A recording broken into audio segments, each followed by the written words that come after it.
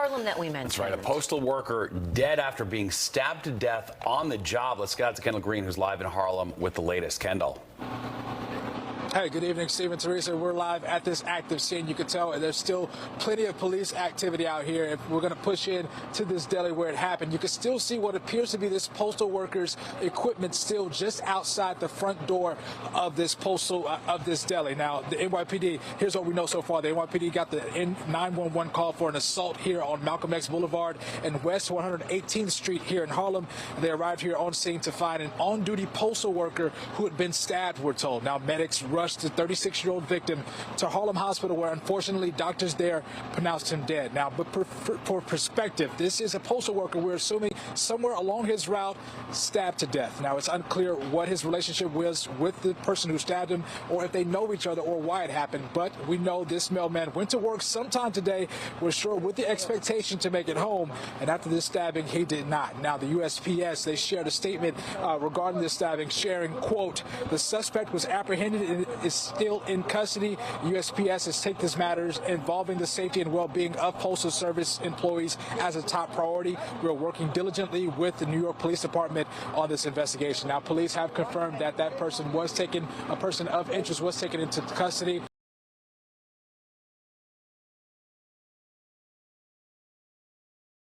And we'll let you know what we learned here on scene. But that's the latest here live in Harlem. Kendall Green, Fox 5 News. Steve, Teresa. All right, Kendall, thank you. Elect Donald Trump says he wants to wrestle ownership and control of Greenland, renewing a pledge he first made in 2019. Well, we need Greenland for national security purposes. I've been told that for a long time. Donald Trump Jr. just visited the territory, where locals were seen wearing MAGA hats. I just want to say that it's a very special place. But to actually buy the island, the U.S. would have to first navigate a series of obstacles. Greenland, a former Danish colony, has been tied to Denmark both politically and culturally for centuries. It's hosted multiple visits from the Danish royal family and features symbolically in the crown's coat of arms. Following Trump's latest comments, Denmark's king unveiled a change to the centuries-old design, making the segment representing Greenland more prominent. Although Greenland now has powers to self-govern, the island is still bound to Danish approval on certain issues. And Denmark maintains responsibility for national defense and security, while at the same time the Greenlandic government has responsibility and control over domestic issues and domestic resources. So under the current framework, Trump would need to convince both the Danish government and government of Greenland to agree to a deal. But if those connections were to detangle through independence, a movement which has been gaining momentum in recent years, Trump could directly negotiate with Greenland.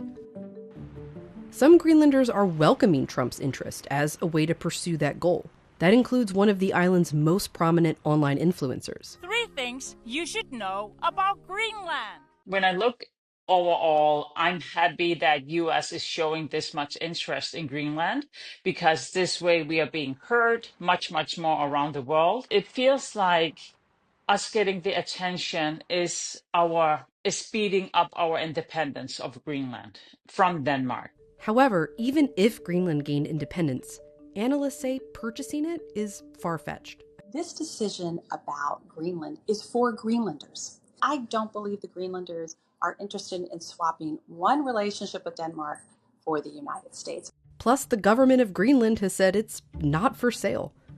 But if Trump did manage to make a deal, analysts say 2/3 of Congress would have to ratify a treaty before the takeover would be signed into law by the president. This process is not without historical precedent. In 1867, Andrew Johnson gained control of what is now known as Alaska from Russia in a deal which cost the U.S. $7.2 million, equivalent to around $138 million today. The U.S. has also tried to buy Greenland before. Sturdy deep-sea cutters of the United States Coast Guard patrol the western Greenland shores. Following World War II in 1946, U.S. President Harry Truman offered to buy it for $100 million. Denmark refused to sell. So far, Trump hasn't floated a concrete figure for any purchase. Instead, another option he has not ruled out is taking military action. Can you assure the world that as you try to get control of these areas, you are not going to use military or economic coercion? No, I can't assure you. You're talking about Panama and Greenland. No, I can't assure you on either of those two. But I can say this, we need them for economic security. Trump has also suggested leveraging economic policy to achieve his goals in Greenland. Leaders are baffled after U.S. President-elect Donald Trump refused to rule out military action to gain control of Greenland. The principle of the inviolability of borders applies to every country, whether it lies east or west of us. Every state must adhere to it, whether it is a small country or a very powerful state. It is a fundamental principle of international law and a core element of what we call Western values. There can and must be no compromise on this. Let's bring in DW correspondent Simon Young in Berlin for more on this. Simon, good to see you. Trump's remarks, of course, setting off alarm bells across European capitals. We've just heard the German chancellor there. Does the German government really think that Trump will follow through on his words? Claire, it's pretty hard to say. I mean, Olaf Scholz didn't mention Donald Trump by name. He just said that he and some other European leaders that he's been speaking to felt uneasiness about statements coming out of the US recently. And what he did was referred to the Helsinki Accords. Those were the Cold War era agreements that were intended to sort of reduce tensions between the Soviet bloc and the West. And in particular, the key provision that borders should not be changed by force. And indeed, Scholz began his statement by referring to Russia's war in Ukraine and pointing out that it's a violation of international law. So I think it's pretty clear that what the German government's really worried about is the idea that these remarks by Trump somehow undermine the main argument of the West in regards to the Ukraine war, namely that Russia's invasion is illegal. So I doubt whether the German government necessarily thinks that Donald Trump is going to invade anywhere. The point is that he appears, at any rate, to be questioning the principle. Now, Germany, of course, is set to hold fresh elections coming up in February. According to the latest polls, Chancellor Scholz, we heard just there, is going to be out as chancellor. Are there indications already of how a future Germany going ahead into 2025 might handle the incoming Trump administration? Well, I think it's certainly going to be a rough ride. It rather depends, of course, what comes out of Trump's White House, how many challenges he throws out. A lot of focus, I think, will have to be on maintaining the traditionally good relationship between Germany and the US, but also there'll be a need for, adequate reaction to any sort of challenges, and in particular also keeping the European nations together. And if Trump, for instance, pulls back on support for Ukraine, that will mean a headache for Germany and the other European allies that Kiev has. Or on trade, Donald Trump talks about trade wars and his liking for tariffs, particularly on German cars. But politicians here, like the economy minister, Robert Habeck, say, well, no, we can stand up to Donald Trump as long as the European countries stick together. And of course, he points out, a lot of so-called German cars are actually manufactured in the United States, and a lot of US jobs depend on them as well. All right. Well, thank you, as always, for the analysis. That's DW's Simon Young. Something to the president, I'll make him a counteroffer. How about if we buy Alaska and we'll throw in Minnesota and Minneapolis at the same time? So, it's not realistic. I know he likes making these comments and he likes joking around. I take that seriously. He may be joking, but under my watch, that will never, ever happen. In the history of the Israeli Air Force. That is how Israel described attacks on at least 250 targets inside Syria in 48 hours, battering what it said were key military sites including naval vessels and 3 major airports, amid a security vacuum after opposition forces ousted President Bashar al-Assad.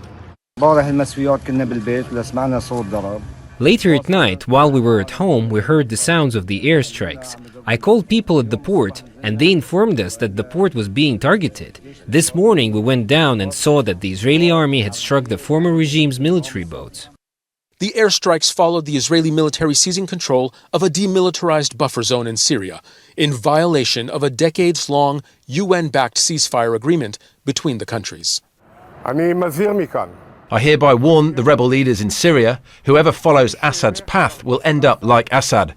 We will not allow an extremist Islamic terrorist entity to act against Israel across its borders and at the risk of its citizens. We will do whatever is necessary to remove that threat. Israel is again claiming all its actions are in self-defense, to safeguard its border to prevent the old regime's arsenal from falling into anyone else's hands. But Israel's critics, including Arab leaders in the region, say it is using instability in Syria to make another land grab and bomb another neighbor. Last night we lived in terror. People came out of their homes, wondering what had happened. We did not know what was going on. In the past year, Israel has committed genocide in Palestine, carried out attacks on Lebanon, Iran, Yemen, Iraq, and now its largest ever aerial operation on Syria. A massive assault that is compounding the already challenging task ahead of bringing internal order to a new Syria. Zain Basravi, Al Jazeera, Masna, at the Lebanon-Syria border.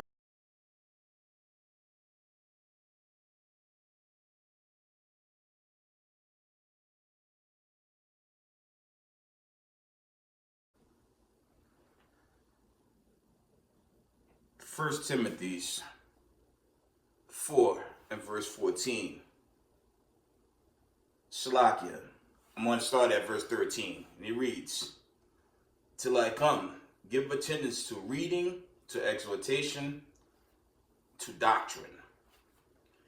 Neglect not the gift that is in thee, which was given thee by prophecy, with the laying on of the hands of the presbytery." Verse 15.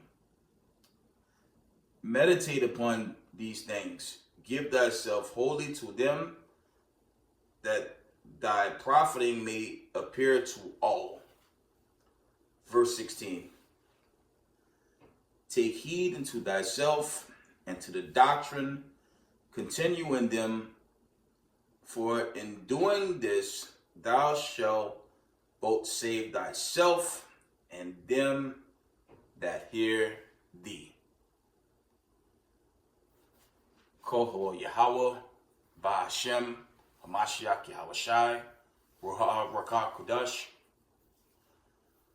Double honors to the mighty men, the elders, and the apostles in the community, waking up the lost sheep of the house of Israel in these last days. Peace and blessings to everyone doing this truth and humbleness and sincerity. Again, I want to say shalom. It'll be short. We're going to visit 2nd Ezra, the 12th chapter. And I probably go to Zechariah 13. Zechariah the 13th chapter. Okay, when you look at what's posted, the news, okay, the breaking down of this kingdom, this wicked society, okay, the Most High is judging Babylon the Great, Mystery Babylon the Great, which is America. And as we can see, the nations are setting up to turn on this place. And that set the stage for the deliverance of the 12 tribes of the children of Israel, right? So let's read. I'm going to start at 2nd Ezra 12.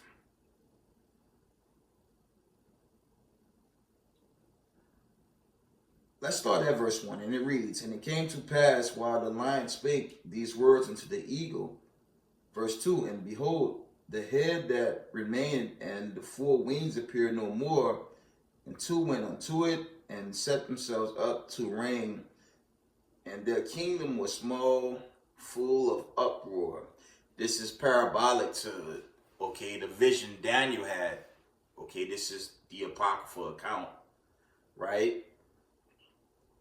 We're going to read the next verse, and it reads, "And I saw, and behold, there appeared no more, and the whole body of the eagle was burnt, so that the earth was in great fear." Okay, I'm going to stop there. That's gone into this judgment day. Okay, the United States of America is an extension of the Roman Empire, and it's a conglomerate of all nations as one. Kind of like the time of, during the time of Babel, okay? During that kingdom, they tried to bring all the nations as one, and obviously, you know, it didn't work, okay? And that's going to happen to America, except this whole thing's going up in smoke, right? America has taken on all the philosophies of previous kingdoms, except now we're in a time where America's being judged. And again, based on what's posted, the videos, what's happening worldwide, okay, this place is being judged. And yes, the Most High of Abraham, Isaac, and Jacob is going to burn this place away. The chosen is going to be delivered, and the wicked will perish. Okay, let's read on. 2nd Ezra chapter 12. We're going to jump to we're going to continue at verse 3 from the top. "And I saw Slakia, and behold, there appeared no more, and the whole body of the eagle was burnt, so that the earth was in great fear. Then awake I out of trouble, and trance out of my mind, and from great fear, and said unto my spirit, Lo, this hast thou done unto me, and that thou searchest out the ways of the highest." Okay, America again is that kingdom that's going to be judged, right? Let's read on. We're going to jump to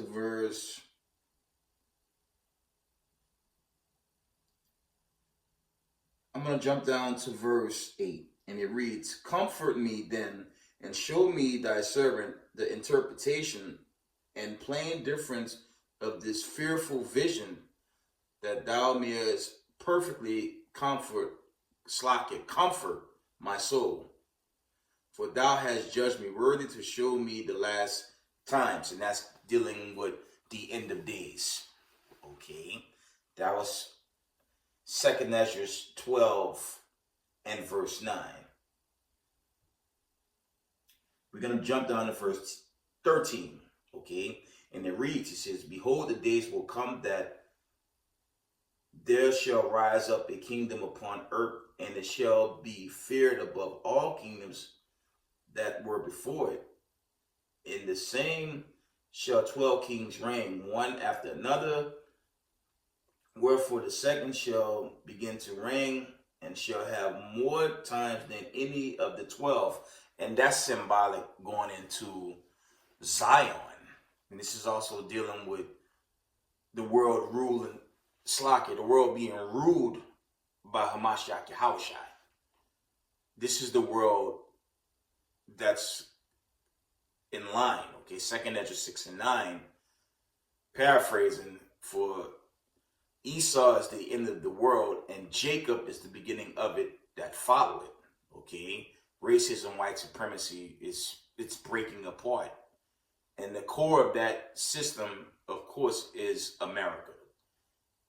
And the nations are going to turn on this place, as it's written in Revelations, the 17th chapter. All the nations are going to hate the whore, and they're going to burn this place. Okay, let's read on. I'm almost done. It's going to be a short video, right? That's to continue to edify. Pray the Lord. Pray the Lord. The 12 tribes scattered abroad get delivered into the wilderness, the judgment, into Zion, into the kingdom, immortality, no more slavery. Okay, that's the end game with this Exodus. Reading on. We're going to jump down. I want to just get to the point. We're going to jump down to 23, and it reads, in his last days shall the Most High raise up 3 kingdoms and renew many things therein, and they shall have dominion of the earth, and of those that dwell therein with much oppression, of all those that were before them. Therefore are they called the heads of the eagle. And that's really dealing with NATO, okay, and its allies. And as we can see, they're at arms with one another. That's why I said this kingdom is winding down. And for Israelites and knowledge there's truth, keep the commandments. If you're new to the community, keep the commandments, because it's winding down. Right? And if you don't keep the commandments, you're going to be judged and miss the kingdom. We can see something very serious is going to happen. And that's really this judgment, the judgment day, or the E-Day, or D-Day for deliverance of the 12 tribes of the children of Israel, right? Let me get to the point, because I know a lot of us are going through hard times, trying to survive, trying to manage, okay? But the Lord's going to get us out of these hardships. Let's read into that a bit. Reading on 2nd Ezra 12 and verse, let's go to verse, Slakia, 25. For these are they that shall accomplish his wickedness, and that shall finish his last end. And whereas thou sawest the great head appear no more, it signified that one of them shall die upon his bed, and yet with pain. For the 2 that remain shall be slain with the sword, for the sword of the one shall devour the other, but at the last shall he fall through the sword himself. And that's parabolic to the Dukes of Edom taking themselves out by way of World War III. Okay? They're going to fight each other. Y'all know my take. America's going to get bombed to hellfire. And when you get to the depths of this, while they're fighting each other, Yahweh Shai and the host of heaven is going to deal with the other nations. Okay, going into Revelations, the 2nd chapter, she's going to subdue all the nations, and then this world's going to be set in peace. These are the days that's coming. Again, keep the commandments and just, hold on tight. Right? Let's carry on.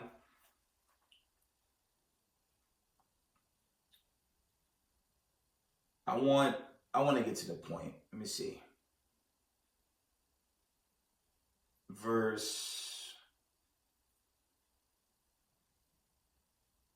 I want verse 41.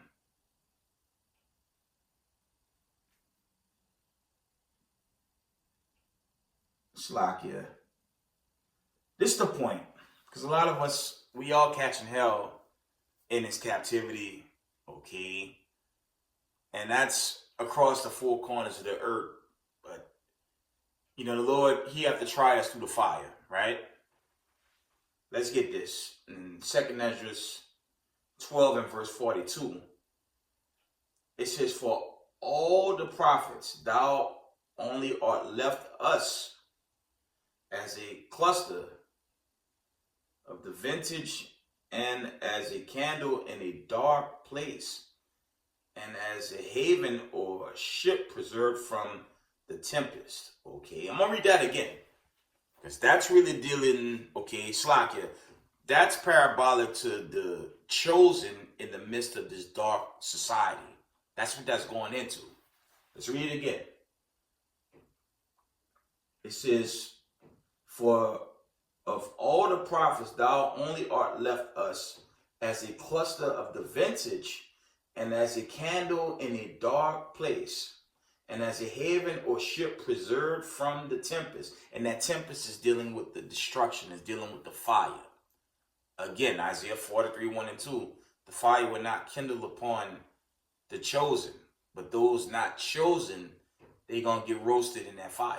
And that's thermonuclear destruction that's going to suddenly overthrow and besiege all of Babylon the Great. Reading on. 43. Are not the evils which are come to us sufficient? If thou shalt forsake us, how much better had it been for us if we also had been burned in the midst of Zion? See? Let's get Zechariah 13 and 8. Let's get Zechariah 13 and 8. Said I will link them up. And these days are very trying, for all of us in this truth, struggling with the old man. Just keep the commandments. If you knew, okay, it won't happen overnight, but if you stick to the commandments, the Most High and the Spirit, you clear your mind. The more you study the precepts, your videos, give exhortation, teach, the Lord, you help cleanse your mind. And the only way you can cleanse your mind is by way of keeping the commandments, okay?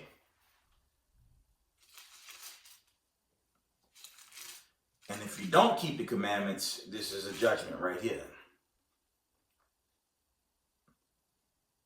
Zechariah chapter 13 and verse 8. And it reads, and it shall come to pass that in all the land, said the Lord, 2 parts therein shall be cut off and die, but the third shall be left therein. That's dealing with the chosen. Verse 9. And I will bring the third part through the fire, and will refine them as silver is refined, and will try them as gold is tried. They shall call on my name, and I will hear them. I will say, it is my people, and they shall say, the Lord is my God. B'Shem HaMashiach Yahushai. With that, I'm going to give all praise, honor, and glory to the God of Abraham, Isaac, and Jacob, Yahweh, B'Shem HaMashiach Yahushai. Double honor to the mighty men, the elders, and the apostles in the community, waking up the lost sheep, the house of Israel in these last days. Peace and blessings to everyone doing this truth in humbleness, sincerity. Israel, I love y'all. We got next. Shalom, family.